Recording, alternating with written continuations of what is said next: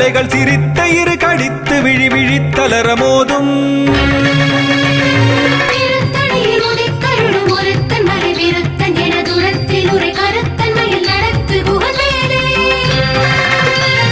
சொலற்கரிய திருப்புகழை உரைத்தவரை அடுத்த வகை அறுத்தெறிய உருக்கி எழும் அறத்தை நிலை காணும்